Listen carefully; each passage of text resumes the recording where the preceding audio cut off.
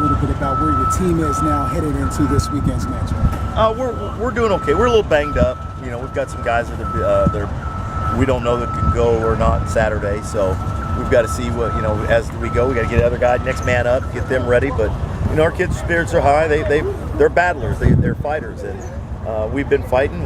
We've played some really good football teams on the road. Now it's, you know, it's time to, no excuses, just go out and get a victory. Contingency plans, if Davis and Neal aren't available, who are some other players that you expect to fill in those spots and step up in that regard? Well, from the receiver spot, you know, you got Todd Boyd and Ari Wirtz, who's a tight end, filling in for Keith Rucker that can play. And, you know, we're going to rely upon some freshmen, Juwan Nobles and Devin Gentry and Eric Elder, Matlin Marshall. You know, we've got guys. We've just not a lot of experience past Robert and Todd. So, you know, they'll be young and green, but they'll be fresh. So they're excited. Yeah, talk about Boyd's development and just how he had a big game against Troy, just how he's evolved in his position so far this year. Well, Todd has been probably the most consistent out of anybody for 2 years. It's just gone unnoticed because, you know, all the accolades that Robert and Penny have gotten. So Todd Boyd has been a really good wide receiver for us, and will continue to be. And he's a leader, and he's a really good person. So, you know, he fits everything that we're looking for. And we're excited about what he's doing, and he'll just have to do it more. Tennessee Martin, just impressions. What do they bring, and what challenges are they going to present? They're a good football team. Don't get fooled by, you know, them being an FCS program. They had Hawaii beat at Hawaii. They went down to the last minutes against Cincinnati at Cincinnati. You know, they're doing well in their conference. They've got some big guys up front. They have mixed in some transfers. I know there's a corner that played at Georgia, and you know, they've got some players, and they're big. They run an odd defense. They're all three guys up front are well over 300 pounds and move pretty well. So we'll have this would be one of those. It's just like a Sun Belt game, you know. And if we don't show up to play, we'll get embarrassed.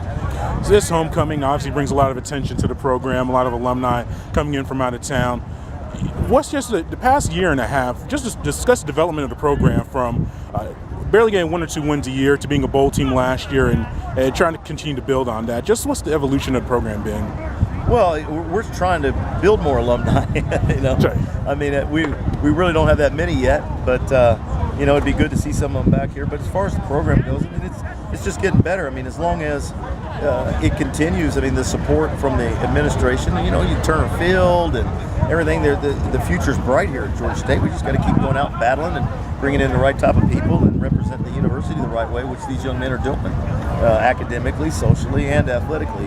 We haven't got the amount of wins that we want right now, but we've got a 6-game season to go, and we don't have any panic. We've been in this position before, and our guys know it. They've been there. They know what they have to do, and I look forward to them doing it. Every coach wants to see improvement in their team. What are some of the areas you think the team can improve on moving forward? Well, we can improve in everything, coaching included, but, you know, I don't know anybody out there that's perfect, but I've seen a lot of improvement again this year on our defense. I've seen a lot of improvement from the punting game. I mean, we took an NFL kicker, and we lost an NFL kicker. We lost a CFL quarterback. Penny Hart, freshman of the year, is no longer playing. Robert Davis is out, who's an NFL player. Keith Rucker is out, who's a potential NFL player.